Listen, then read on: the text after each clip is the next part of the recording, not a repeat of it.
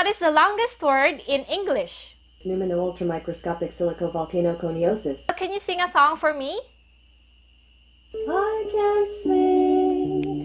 sing a song. I'll keep it simple, it won't last very long. Hey you guys! Welcome back again to my YouTube channel, liztech. So, nandito naman tayo for another unboxing. And ngayon guys, we are very thankful. By the way, thank you so much Digital Walker for giving me this amazing product here na i-review at i-unbox natin today. I'm very much excited kasi it is my first time to unbox this certain product na matalinong-matalino. So, nandito na nga ang sinabi kong product na sobrang, alam mo yun, sobrang galing. Actually, I researched this specification. That's why nasabi ko sobrang galing niya. And I'm so excited to test this actually.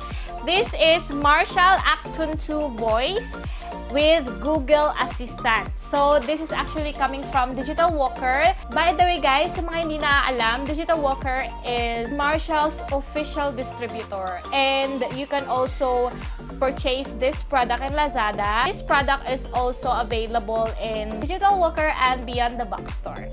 So, it is actually my first time to unbox a speaker na ganito. So, by the way, sa box niya ito, makita nyo, yan, sa front is meron itong ayan, itsura ni Marshall. Okay, nakasulat dito, hey Google, turn it up. And may Google Assistant, Wi-Fi, and Bluetooth. So, maganda siya in fairness ha. Then, sa likod naman niya guys, is makikita mong meron siyang nakasulat dito na voice control, meron siyang Wi-Fi connectivity, meron siyang Bluetooth connectivity, and 3.5mm inputs. And in fairness guys, medyo may kabigatan yung box actually. Ayan. So, makita natin yung quick guide. And so, nandito yung, okay, may nakasulat pa S1962. Yung year kung kailan na-establish yung Marshall Company. So, nandito yung kanyang charger. Fairness guys, hindi naman talaga masyadong malaki yung speaker. Akala ko malaki. Ayan na guys, so nandito na nga yung speaker. Wow, ang ganda niya. May leather-like design siya, in fairness. And eto, I like it, the rose gold color here. Ang ganda. And may light indicator dito. And dito makikita nyo yung control knobs. Dito is the volume. And dito is the bass and treble. Then pause. Ito naman yung microphone. Yes. And dito yung 3.5mm input. And nandito yung light indicator. First is for Wi-Fi, second is for Bluetooth, and third is for aux. Then dito yung source niya. So dito mo i-click kung kunwari ilipat mo siya. Ayan, yan. So, nakikita nyo may mga holes na maliliit. Ito yung mga indicator niya, guys. Light indicator. So, kunwari, pag nandito na, so it means nandito na level yung volume. Ganun din sa bass and sa treble. And dito rin. Magla-light din yan. So, anyway, ititest natin siya. This Marshall speaker here is marami siyang function. Actually, hindi lang siya para sa sound lang. Hindi lang siya para ganun.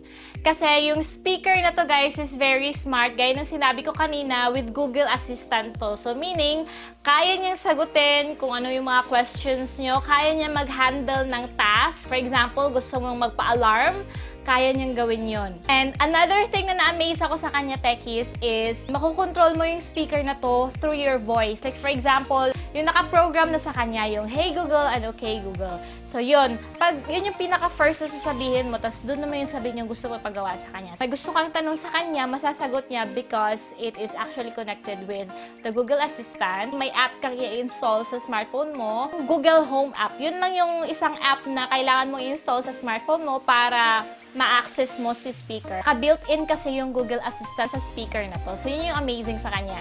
Another thing is, hindi mo na kailangan mag-adjust pa ng volume niya. Kasi pwede mo na siyang sabihan na, Google, turn down the volume. Google, turn up the volume. Mag-turn up, mag-turn down yun. Makikinig yun siya sa'yo. Wala din sa kanya, Techie. Say, for example, gusto mong malaman yung weather ngayon, pwede mo maano sa kanya, matanong, okay, Google, can you tell me the weather today?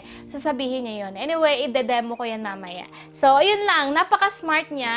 So, dahil yun sa Google Assistant na naka-built-in sa kanya. Another amazing sa speaker na to, techies, is pwede tong i-connect sa smart home nyo. Kung kunwari may smart home kayo, kunwari may mga mayayaman dyan na nanonood ngayon sa video na to, pwede nyo siya i-connect para makontrol niya yung lights. So, for example, hey Google, can you turn off the light? Mag-turn off yun. And another cool thing about this is kahit naka-play siya, kahit naka-play yung speaker na to, naririnig pa rin niya yung boses mo kapag sinabi mo, hey Google, stop! Mag-stop pa rin siya kahit naka-play. Mag-stop talaga yun, makikinig niya. So, napaka-ganda nung ano niya kasi kahit malayo ka sa kanya, naririnig ka pa rin niya. Basta sabihin mo lang, hey Google, or okay Google, the code, parang ganon. Makiririnig niya to, follow pa rin niya yun. So, anyway, itatry natin to later. Na-excite talaga ako sa kanya. Napakatalino niya, in fairness. And so, isa sa nagustuhan ko rin sa kanya is yung design niya. Sobrang elegant, social. Yun, makikita ko talaga mamahalin at classic. Hindi siya katulad ng mga speaker na lumalabas ngayon na di battery. Ito hindi.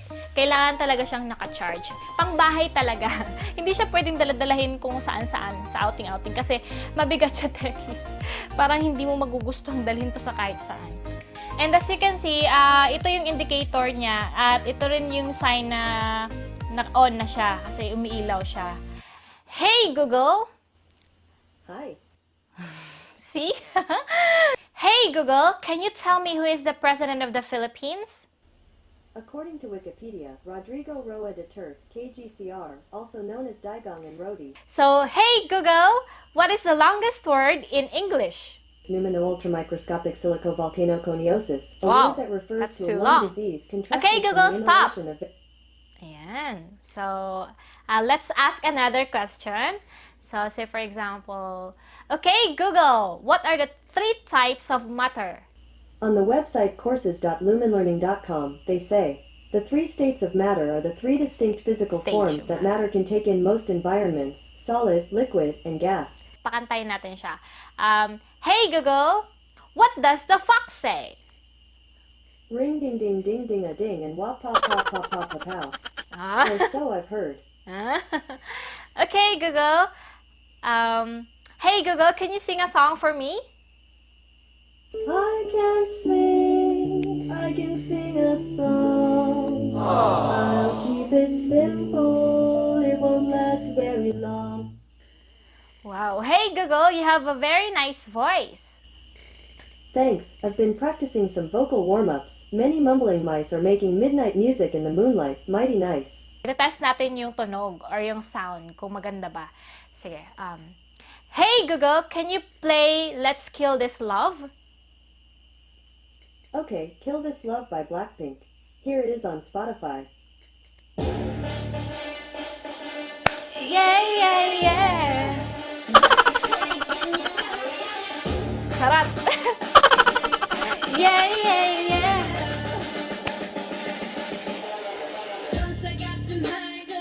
Char, makapil. Hindi naintindihan.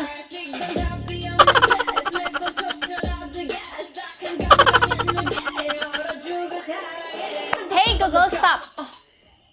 Ayan, stop na. Yes. O, diba? Ang bilis, ang galing! Yan. Sabihin mo lang stop, pag-stop na siya. Sabihin mong mag-play ng other views, mag-play yan siya. Na-amaze ako sa kanya, techies, kasi kahit maliit lang siya is napakalakas ng sound niya. Yes, as in malakas.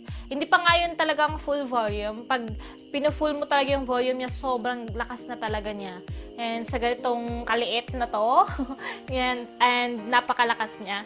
So, ayun na, na-amaze ako sa kanya, Teki, sa functions niya, sa katalino niya, sa specs niya, sa performance niya, sa quality ng sound, and sa design mismo, na-amaze ako kasi napaka-classy and I like the leather-like design niya dito and yung rose gold niya. And ayun na nga, so tapos na tayong i-test siya and nasa inyo pa yun kung ano masasabi niyo sa speaker na to. Para sa akin, okay. Now, sa price, techies, this speaker is worth 19,990 pesos.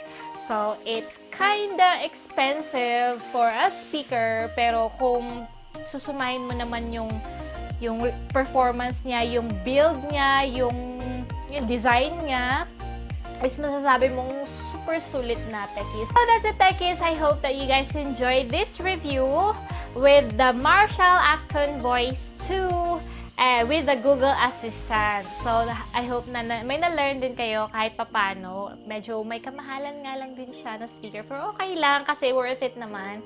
So, at least nalaman nyo na may ganito palang speaker kasi first time kong makakita ng ganitong klaseng speaker. And to those who want to purchase this speaker, ibibigay ko yung link below. And again, available na din siya sa Lazada and sa Digital Walker Store.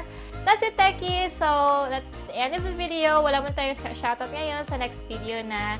That's it, and see you again! Till my next video. Bye!